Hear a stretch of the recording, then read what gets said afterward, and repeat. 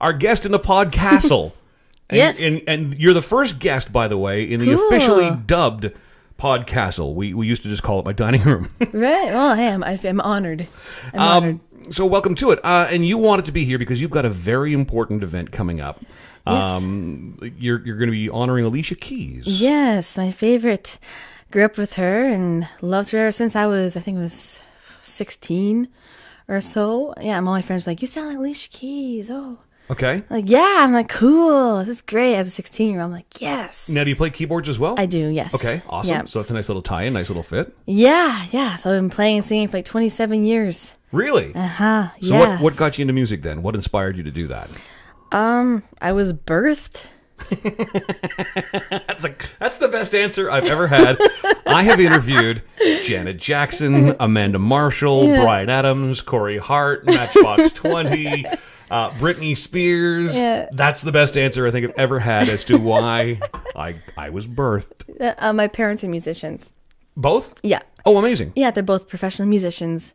So they kind of just like, oh, you can sing. Oh, great. Let's put you into every talent show that we can. Uh-huh. Yes. Then I got put into vocal lessons. I had a speech impediment when I was a child. Okay. Massive stutter.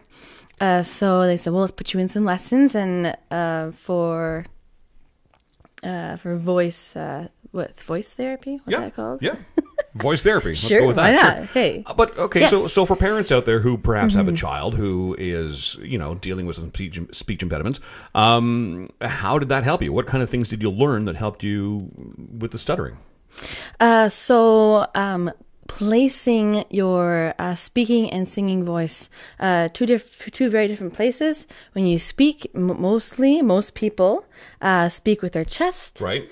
Oh, as a singer, Diaphragm. you sing with your diaphragm and into the front of your face. Okay. You have more control when singing into the front of the face than you do as if you're singing with your chest tone. It's also better for you. So, when you speak, if you speak more to the front of your face, you're less likely to trip up and stutter as opposed if you're speaking from your chest.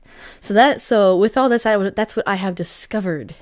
So I'm fascinated to hear that because I'm someone who deals in broadcasting. I'm someone who has taught at the college level in broadcasting. Very cool. And one of the things that I always teach, and I know others do as well in the college programs, is speaking from the diaphragm. Yes. Especially when it comes to voicing commercials, etc. Yes. It makes such a difference. Massive difference. Yeah. Yeah. I also coach a gospel choir. Okay. And a lot of them don't have that projection. So part of my job is to give them that projection, right? And a lot of them people in general who don't have the projection just don't breathe. Right. They take a big breath, so they take... Which is bigger than you would take ordinarily. Is it? Yeah. Well, depends on the situation. I don't want to get too personal. Right. So, Yeah. So I just teach them to take bigger breaths, big belly breaths, we call them. Right, because especially when singing. I mean, speaking is one thing, and like I experienced that, again, in reading commercials, which is not like singing, but there are similarities in that I need to have enough breath in me to get through, what can be a very long sentence where there's pauses and things, and I know I can't take a breath there because nobody wants to hear somebody go in the middle of a car commercial. Like right? gasping for air. Yeah. So that's got to be similar to what a singer does. Then you need to know what's coming up so that you can gauge how much breath you need in order to make it through. Exactly. And make sure they're big breaths, but big silent breaths. Okay. Teach me that. So when you're talking, you're not going, blah, blah, blah, blah, blah, blah, blah, blah, blah, blah, blah, blah, talk. So talking, how are you? What's going on? How are you doing? Fine. Right, exactly. That's what you don't want to do, right? So, I mean, just... You know what? I'm just going to switch mics. This one's sounding really, really weird. Hang on a second. Sure. Switching. I think this one's better. This one sounds better. Oh, that sounds nice. It does too, doesn't it? It sounds smooth. Wasn't that weird? Yeah. So my apologies to Jesse of the Jesse and Jenna Show because I've had him on a mic that apparently is not working very well. hi. Hey, oh, look at And that. See, now it's not the microphone, it's all in the breathing. Oh, here you go. Yeah. Hey. So my apologies for that to our good listeners and viewers. So Laura Gagnon, and you teach as well at a couple of schools. What schools do you teach at? I teach at Sunnyside Studios on Bank Street. I teach at I'm guessing that's near Sunnyside? It is Bank in Sunnyside. And then I teach at Sing House Studios as well, which is super fun. The one on Sunnyside, is that near the Ottawa Folklore Center? Is that in the same... It's in the exact same place. Because they used to have the Folklore Center. They share a space? So the Or they took it over? They took it over. So Sunnyside took it over. Is Folklore Center gone? It's gone. Oh, I didn't know that. Yeah, so now it's Sunnyside. Oh, it's super cool. It's super awesome. Right on. Yeah. We'll have to take a look the next time I'm by there. So I don't know if you know Kelly Craig. Do you know Kelly Craig at all? He's such an amazing trumpeter. Okay. And he took it over. And so it's really good. Yeah. So is it a recording studio and teaching facility? No, or? no. It's just a teaching facility. Okay, cool. Yeah, so it's like singing, guitar, drums, saxophone, trumpet, piano, you name it. They do it all there. Amazing. Yeah. So you're teaching there. You're one of the vocal coaches there. I am. Vocal coach and a piano coach as well. And the other place you teach at is? Sing House Studios, which is in Orleans. Sing House Studios. In Orleans. Yeah, so Right. that's super fun because with Sing House, we do little music videos for the kids as well. Really? Yeah. So they get to take home like on their little phones and stuff. Yeah. Them singing. That's awesome. Yeah. I love that. Yeah. So Laura Gagnon is our guest, and is this a fundraiser you're doing? This is at Greenfields, right? The Alicia Keys tribute. Yeah, on Sunday. It's at Greenfields, and Okay. it is a... Which is, by the way, one of the best stages in the city. Oh, It's one of the best rooms. My gosh, when I walked in there for the very first time, Yeah. I fell in love. It's got great so sight nice. lines. The All of sound it. is amazing. Stage is huge. Yep. Yeah, I saw a show. I saw a show there. So good. The lighting was amazing. Yeah. Yeah, they do it right. Okay, so your show is on Sunday. Yes. It's a tribute to Alicia Keys. Why are we tributing Alicia Keys other than the fact that you absolutely love this woman? Pretty much that's it. Okay, that's a good reason. She was a huge inspiration to my music and actually what I sound like. It's so funny. I started listening to her, learning all of her parts, and I started realizing a lot of my nuances, what I'm singing, sound like hers. Wow. Like, whoa. Any chance? So crazy. Any chance she's heard you? I hope so. You haven't heard from her. No. All right. No, I wish. That'd be so amazing, wouldn't it? Yes, what a story that would have been. But that happens sometimes, right? Like somebody put a video out there of them performing an artist's song, and next thing you know, like, hi, it's Alicia Keys. Just want to let you know, I really hate that version of my song you just did. What are you doing? There's this thing on YouTube. I don't know if you've seen it, but like the famous artists, like Pink, for instance, is one of them. If you've seen those, where she, her team of people put a compilation of different unknown artists that sing their songs. Oh, cool. Together, and she sits there and she watches them all. And then she contacts them. No. Yeah, and she says, "Oh, you guys are super cool." And sometimes she goes, "Wow, they sing that way better than I do." And it's really fascinating to watch. That's so great. Yeah. But it's people like that end up on things like America's Got Talent or The Voice. Yes. Or American Idol. I'm always... Don't you love shows like that, Sometimes. by the way? Okay, I suppose you're probably coming at it for different... What I like about shows like that, though, is you get a completely different side of a lot of these artists. Yep. So, like Shakira blew me away with just how brilliant she is. And Alicia Keys, too, and how she breaks down songs for artists. And Miley Cyrus, who I consider to be she's kind of ridiculous and kind of silly. She's a little brilliant. But she's a lot brilliant. Yeah. You see her in that kind of environment, and she's coaching this talent, and I mean, her music knowledge and her ability to explain why you want to do this or want to do that in phrasing, and just, she knows that this is in C minor or, blah, blah, blah. I sit there with my jaw on the ground going, this is an artist I've kind of laughed at, and here she is impressing the hell out of me, so... Yeah. I love watching Christina Aguilera, of course. Yes. She's one of my has been forever one of my all-time favorites. Yeah, Christina, you are welcome in the podcast anytime. Come on down. I've spoken to Brittany. It's about time, I think. I've interviewed Justin. Yeah. I'm missing my ex Tina from. Okay, this is getting very selfish. Okay, so you want to pay tribute to Alicia Keys? Is it just you on stage on Sunday? So no, I have a full backing band cool. of some of probably, in my opinion, some of the best musicians. I mean, not in Ottawa, because I've had Chris Gagnon, who's amazing. No relation to me. No, I was just going to ask. I know. You saw my eyes. I know. Oh. I read your mind. The next question from the idiot disc jockey boy is going to be Dan Joseph. Who's on bass, who is exceptional. And then I've got Jason Colson as well. And then Gigi Martin, who's a genius on the keyboard. So she's filling in all the little bits here and there in the atmosphere.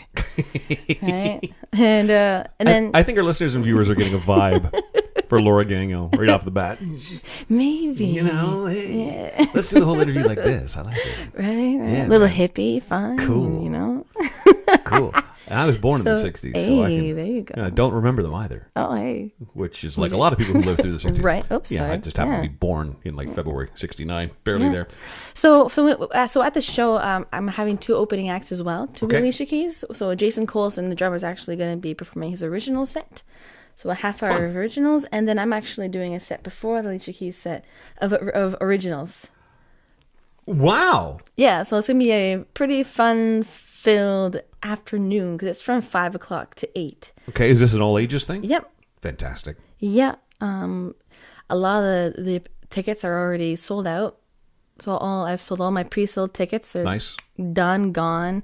If you do purchase a ticket, you have to call into Greenfields and reserve a table because they will fill up quickly. Yep. And it's right in the heart of Barhaven too, which, you know, of course, if you're looking for a family event, This is the one. typically it's going to be Do in it. Barhaven. Barhaven Right. people are really good at supporting, you know, their own and stuff too. So what are proceeds going to from this event? So I'm raising money to help fund my album.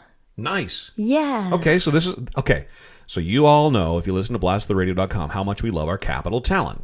Here's some capital talent who has an innovative way of funding her next project, and this is a great way that you can help her out. I love that you're doing that, and you're unabashed about it. It's a fundraiser for me Yes. Why not? because it costs a lot of money, even yes. with the technology that exists. Yeah. That we're broadcasting from my dining room, Yeah. right, on video, and Which is super and cool. It is super cool. Yeah. So I mean, but you know, microphones cost money, wires cost money, digital recorders cost money, the software costs money, licensing the music costs money, bringing in musicians costs money, printing CDs costs money, printing the labels for them costs money. This is not It goes on and on. It really and does. On. It totally does. Videographers, photographers, Yeah. graphic designers. for sure. Whoa. You don't do your own Just graphic thinking designs? about it. No. See, you need to hire like my 6-year-old niece. She'll just do up a drawing, and she's you know just take it. She'll be happy. Well, I'm very lucky. Yeah, I'm very lucky that my boyfriend's actually a graphic designer. Ah, there you go. So he helps me out a little bit here and there. So, how many albums do you have out right now? So I have one full album out. After that album was really expensive to make, so I was going with the trends of doing singles. So I did a pile of singles. So there's a pile of singles out there right now. I took a bit of a break from doing original music, and I actually toured for 3 years with a Paul McCartney tribute band No as way. Linda McCartney. Yeah. Oh. Yeah, so it was like one of the top Paul McCartney tribute bands like in the world. I played Ballroom Dancing today by Paul McCartney. Is that one of the songs you guys would have covered? No. Oh, too bad. No, we did like Jet, Great song. Band on the Run. Yep. Silly Love Songs. Got to do silly Listen love to what the songs. man said. Hell yeah. USSR. What else did we do? Well, that sounds awesome. So, Paperback Writer, yeah. so basically, like a Wings tribute band. It is. Paul McCartney and Wings. Amazing. With some Beatles as well, like Yesterday, right? So all the ones if that... you're going to do the Paul McCartney thing, You you might as well gotta- throw in some Beatles. Exactly. sure. I mean, all the stuff that he wrote. And before this band, I wasn't like a super fan of like the Beatles or Paul McCartney. Uh-oh, you're in the wrong house to be saying that. But so after I auditioned for the band, I got into the band, and then I started listening to the music and really dissecting it. Yep. Because I mean, You have to play exactly what's on the album for that band. Loved it. I loved it. See, and you're a lot younger than I am, and it's interesting. Yeah. It's interesting to hear you and see you reacting to your discovery of that. Yeah. The Beatles for me became a totally different band. I was, I kind of busted your chops a little bit about what you're in the wrong house about. But I was never a huge Beatles fan. I liked the Beatles. I became a fan when I started listening to them with headphones. Yes. And then that's when I noticed all the little nuances in the music that are so unique. And especially when you go back to that time in the recording studio and some of the stuff that they were doing. How? Like their use of stereo. I know. All tape. Right? Like now it's a couple of switches on a monitor. Boop, boop, done. That's right. We'll take a clip of this, a clip of that. We'll just slide it into here. That doesn't happen. Yeah. It doesn't happen. Yeah, and it's still not being done to the same effect now with all this technology that exists that it was then. Have you seen Bohemian Rhapsody? I haven't yet. But I watched Dirt. I just watched Dirt. I haven't seen Dirt. It's really good. But in Bohemian Rhapsody, and it's actually a scene that's in the trailer, so I'm not going to ruin anything for you, but when they're actually recording the Galileo parts in the studio. Okay. And Freddie keeps saying to, and I forget the other character's name, the guy that's not Freddie, one of the other guys, their drummer, to do the Galileo. How many Galileos do you need? And he kept layering this thing over and over and over and over again. And it was a studio trick that Freddie just sort of came up with to layer this. Yeah. Of course, you're talking these big, thick tapes back in the time. Of course. And he wanted it like 24 takes, all 24 tracks where this guy just going, Galileo, Galileo, Galileo. And that's how it happened. Wow. So, I mean, tricks like that I appreciate. And that's something he would have absolutely learned from the Beatles and their production.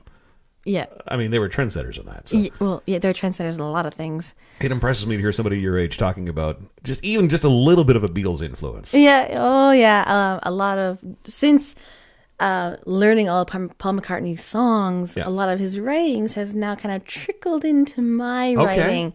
Mm-hmm. How so? What do you recognize in his lyrics that? So it's basically more of the musicality of it.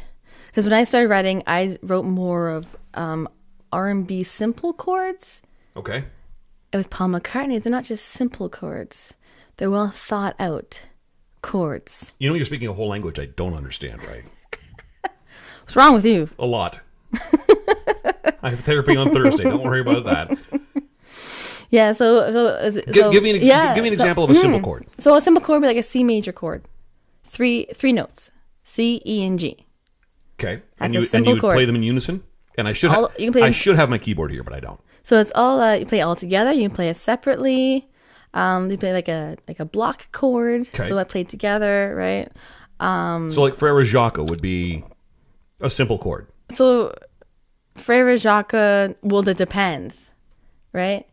It depends on if you want to make it complicated or if you don't want to make it complicated. Okay, when you first start learning piano when you're a kid, yes, that's a simple chord. Yes, One note by note. Da da da da. 1, 2, 3, 4. Da da da. Right. Okay, so that's a simple melody. Now let's complicate Frere Jacques, shall we? Right. Let's complicate Frere Jacques. Mm-hmm. Sure, why not?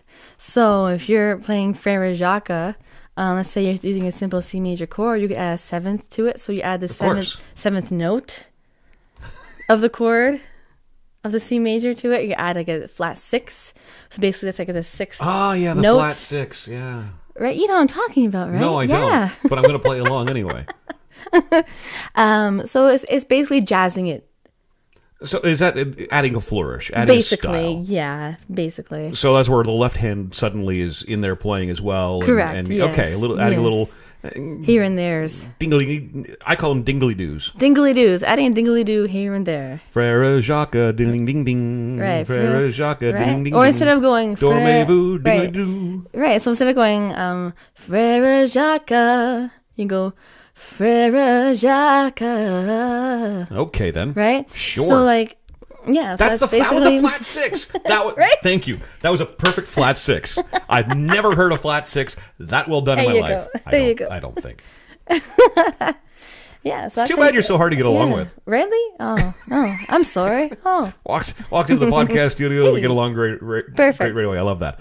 Okay, so from the Beatles backup band, so Yeah. you were releasing single by single by single. Yeah. How often do you write a song? Like, do you plan this out? Today I'm going to sit down and write a song. Sometimes you plan it out, and sometimes you don't plan it out. Sometimes you'll just be, sitting doing your business, and the song will pop in your head. So Literally sitting doing your business? in a polite way, yeah. Yeah. Right? So, you get inspired by the most weirdest things and situations. And I know every artist, musician can contest to that. Like, yeah, it's right. Yeah. Mm-hmm. And, obviously just walking in the park, obviously, inspiration from a bird, Sure. for instance, right? When I was in France, I started writing a song. Yeah, you came into our house and we're admiring your boots, and she's like, I got them in France. Oh, And now I'm slumming at the pond castle with Milker. I've seen real chateaus, and now I'm in your pond castle. Right. I'm paraphrasing. I've lost my train of thought. I'm sorry. Yeah, so how do we get on Oh, yes, France? that's right. Songwriting. Right. Inspiration. Right. Yes, that's where we left off. Yeah. Yeah, so you were in France, and you found so that... I was in France. No doubt found that inspirational. Right. Waking up at 5 o'clock in the morning and just walking down the road to a train station. And inside the train station, there was a piano. So I sat down at the piano in the train station. Piano? Yeah. You know they're not going to have those in the LRT stations, right? Absolutely not. Because we would just completely damage them. Right. Okay. So, yeah, sat down and started writing. And I wrote a song called Quel beau oiseau. That even rhymes. Right. I like that. Do you write exclusively French, exclusively English, or do you go back and forth? I write exclusively English. I don't speak French. I wish I did. I can't write a lick of it. I hear a French accent in you, though. I know, and that's from me over enunciating. Avec un nom comme Gagnon? What? Really? I'm working on it. Wow. I wish I Okay. spoke French. My father speaks French. We'll have to have a conversation with him, then. Bonjour, papa. I'll bring him in for you. Okay. I'll get him to call in. Hey. Is that your chauffeur? No, my boyfriend's my chauffeur. Oh, hey, nice. He Well speaks done. French, yeah. There you go. So he can do that for me. So you find inspiration in different things. I mean, Yes. so you don't set out then necessarily. Writing has to be a discipline. Like anything musical has to be a discipline. Practicing your guitar, your keyboards, whatever else. You got to sit down. But so can you actually schedule a time to sit down and say, I'm going to write a song now, and actually have something come out of that? I would find that incredibly frustrating. Of course, you have deadlines as well when you're working on an album, right? And you have to get those songs I've booked done. the studio time. I need to have a song by. Exactly. Right. Exactly. So yes, you can book time Okay. to write. You should book time to write. If you have a very busy life, you won't get to it. That's neat. Yeah.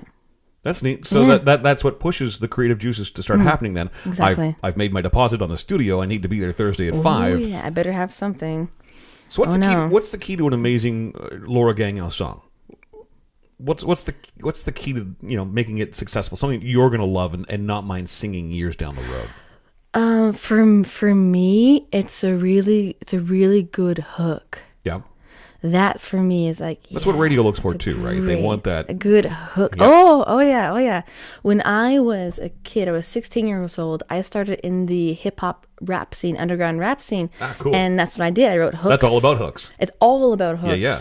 So I learned how to write hooks through that, and now I have to have a really, really great hook. It could be one word. It could be a whole phrase. It could just, yeah. Does it have to rhyme? I think for a good effect, Yeah. to make it really, punchy, get people to sing along to it. Because I still sit there. I'm still that kid in high school. In high school, I wrote so many lyrics. Yeah. So many lyrics. I can't play music to save my life, but I wrote so many lyrics. And and I flip back through these, every now and then I'll open a box and there's my lyrics from 1986. Yeah, I've got tons of those. Yeah, and I'll flip through. Really, you have lyrics from 86, 87 that you wrote? Yeah. Sure, why not? But I'm just looking at this going, everything I've written could be a rap. It all rhymes, like from one. And I remember sitting there struggling, going, I need to find a word that rhymes with. Yeah, as long as the phrases connect well, and it creates a story, and it's not just I'm gonna put the bird swam into the whoa, right? So I mean, as long as the song has to make sense, it can't just be words put together. That's what I did wrong. None of my songs made sense. They were all about girls not paying attention to me. Oh, you poor thing. We go over it a lot in therapy. No. We do. Yeah. A lot. It's explained a lot about my life. It's very traumatic. Yeah. So let's play one of your original songs, shall we? Sure. What original song of yours should we play? Let's play a song called Magic Horse. Magic Horse, and tell us about this song. So Magic Horse is like a Disney style of song. And I was really big into writing Disney-esque music. Okay. So I wrote myself a Disney song called Magic Horse about a girl trying to find her prince, like every Disney story has. You know? I was very creative with my story. Does it end with, and they all lived happily ever after? No, she never finds him. That's my challenge. It's a cliffhanger. That's my challenge to you. Your next song, the last line has to be, and they lived happily ever after. They lived happily ever after. Done. Print. I love it. Laura Gagnon, and how do people connect with you? What are your socials? So Facebook, Laura Gagnon Music. Instagram, Laura Gagnon Music.